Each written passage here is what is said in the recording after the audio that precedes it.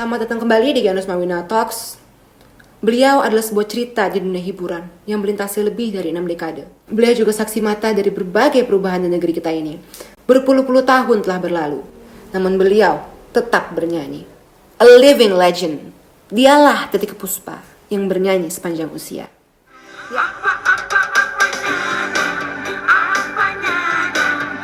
Namanya pasti sudah tidak asing di telinga kita. Dialah seniman serba bisa, berjaya sebagai penyanyi, penulis lagu hingga membintangi berbagai film. Sudarwati alias Kadarwati alias Sumarti, atau yang biasa kita kenal dengan nama Titiek Puspa, lahir di Tanjung Kalimantan Selatan 83 tahun silam. Karirnya berawal saat menjadi runner-up bintang radio di Semarang pada tahun 1954 dan setahun setelah itu ia mulai masuk ke dapur rekaman. Berpuluh-puluh tahun berkarya, namun lagu-lagunya masih lekat di telinga masyarakat. Sebut saja Menabung, Jatuh Cinta, Bing, Kupu-Kupu Malam, dan masih banyak lagi. Tak puas hanya di dunia tarik suara, ia juga beberapa kali menghiasi layar perak dengan bermain di berbagai film. Di antaranya Inem Pelayan Seksi, Karminem, Apanya Dong, hingga film terbarunya, Ini Kisah Tiga Darah. Sudah 65 tahun Titiek Puspa menaklukkan panggung dan tak lekang oleh zaman. Ya, ini dia. Mari kita sambut Titiek Puspa. Halo Yang Titi, bagaimana kabarnya? Sehat-sehat aja? Baik. Yang saya ajak ngomong nih siapa namanya? Saya Kianu. Yano. Ya, ini sebenarnya sebuah mimpi kalau untuk saya. Sebuah mimpi yang jadi kenyataan. Karena dari kecil saya memang ada suatu keinginan untuk ketemu atau wawancara Eyang. Tapi Eyang ini emang hebat sekali loh ya. Dari panggung, ke televisi, hingga ke layar perak, dan tak lekang oleh zaman. Lebih dari 65 tahun kalau tidak salah Eyang sudah berkarya. Namun tetap tampil memukau dan tetap bersemangat begitu. Bagaimana sih ceritanya Eyang? Dari mana awal mulanya Eyang menjadi seorang penyanyi? Ya oke, kalau diceritain semuanya itu adalah suatu pemberian dari Tuhan, ya. Yang selalu ngobrol sama Tuhan dari kelas 3 SD, yang sudah punya sahabat yang namanya Tuhan. Nah, itu sahabat saya. Nah, baru tahun 54 yang itu merasa benar-benar mesti menjadi penyanyi gitu. Karena di situ waktu itu yang tuh kalah tetapi diharuskan muncul. Kalahnya tuh bukan karena bodoh atau tapi karena goblok. Jadi karena ya gobloknya apa? Kan ini baru cerita nih Eyang nih, baru cerita sama teman. Wah, aku ketemu sama Beng Slamet. Oh, aku minta tanda tangan untuk tadi malam sahabat ajak tidur, saya tidur sama dia sama tanda tangan. Ngobrol ini di sini Titiek Puspa. Ini aku masih ngobrol terus Titiek Puspa. Ini ngobrol sampai 3 kali sampai saya didorong. Nah, begitu didorong, intro dah bunyi musik intro. Ono apa to kuwi? Maksudnya tau nggak? Ada apa sih itu gitu. Jadi loh, itu intro tuh bukannya masuk tapi ngomong ada apa sih ini gitu. Karena apa? Karena Eyang terlalu excited mengenai ceritanya Eyang sendiri itu cerita pada teman. Jadi semuanya ketawa, saya juga ketawa.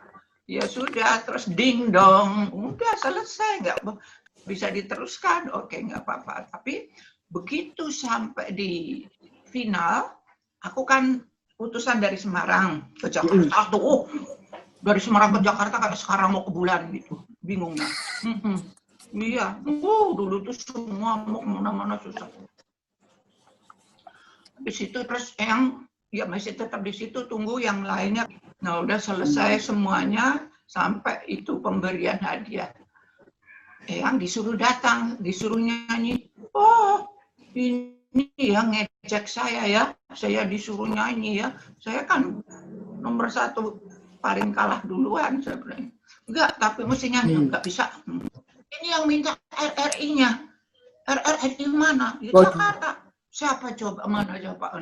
Sampai itu ketuanya RRI waktu itu datang ke saya, betul Titiek Puspa diminta nyanyi. Ya saya tuh kalah nomor 1 kok.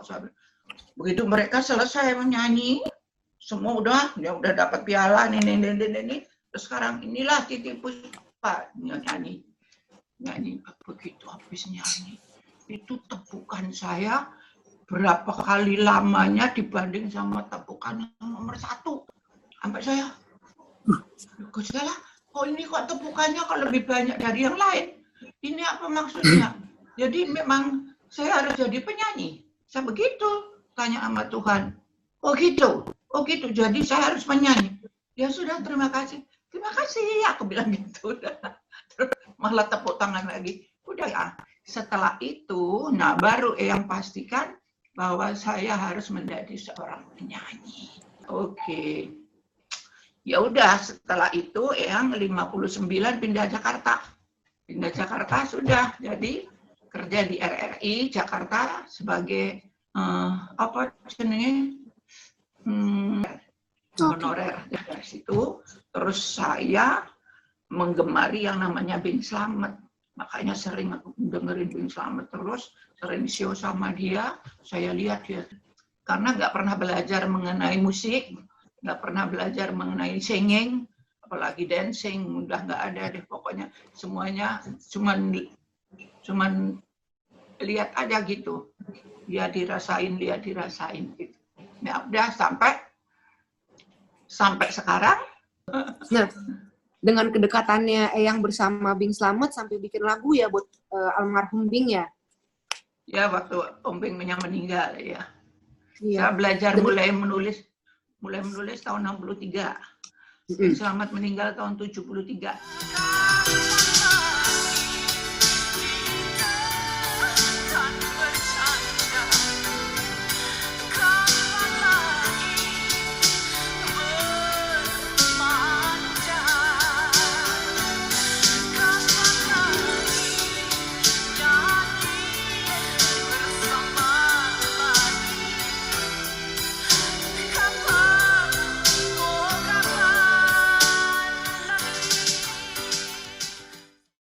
Dan itu katanya di pesawat ditulisnya ya? Iya, di pesawat, persis di pesawat, karena harusnya kemarin berangkat ke Singkep. Itu sama penyanyi banyak sekali itu ada. Wow, kamu belum kenal semua, udah nggak ada semua sekarang.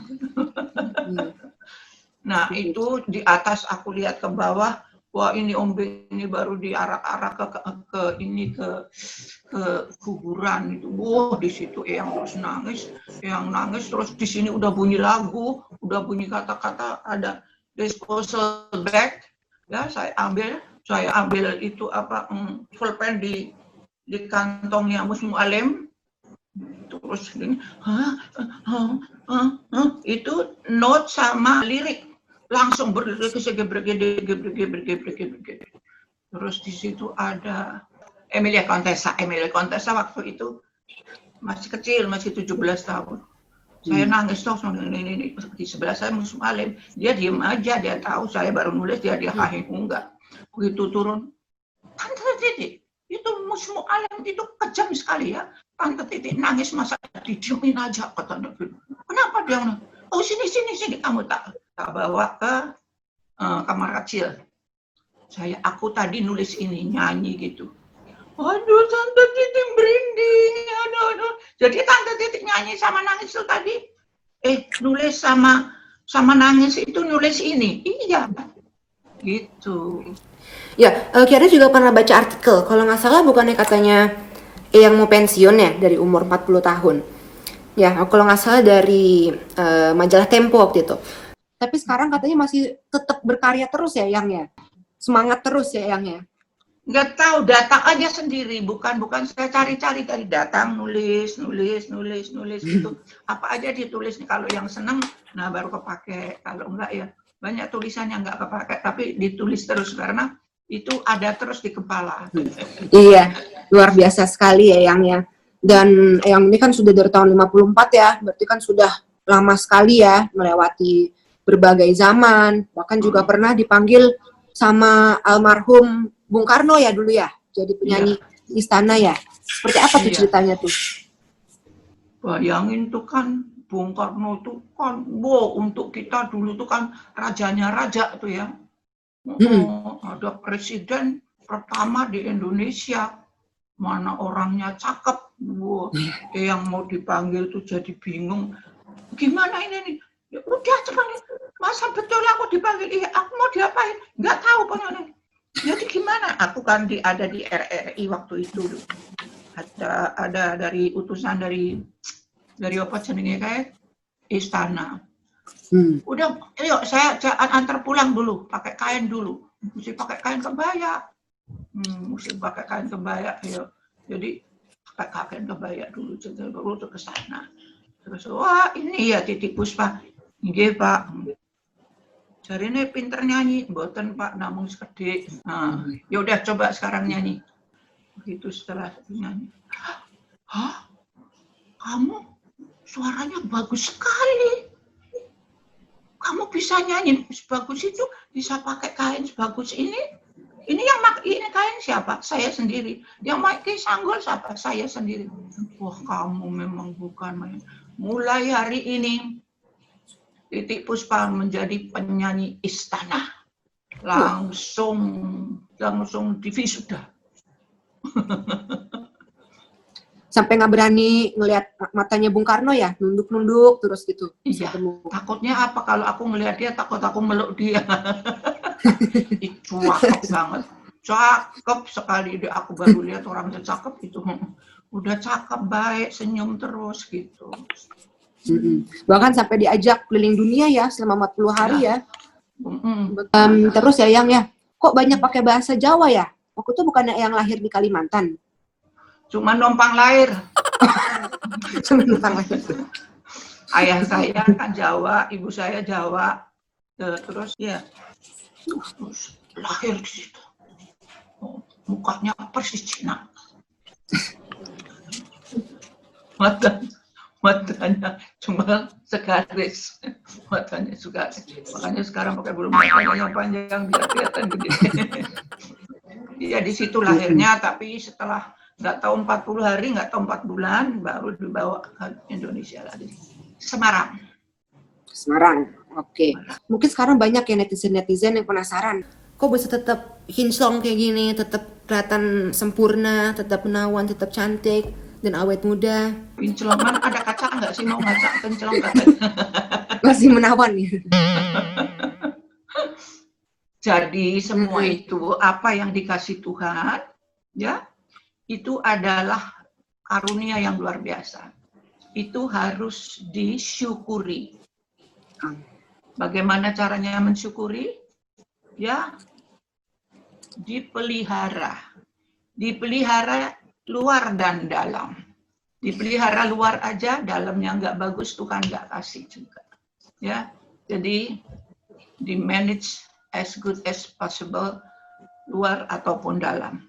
Supaya Tuhan yang memberikan sesuatu pada kita, Beliau akan merasa senang dan mungkin akan memberikan lagi entah apa. Enggak. Nah, itu kan. Terus yang ngomong sama Tuhan, gimana sih Tuhan? Saya kan dikasih sakit apa-apa, enggak apa-apa. Ini sakit sekali, saya enggak tahan. Ini sakit apa namanya nih? Enggak tahan aku. Ambil aja udah.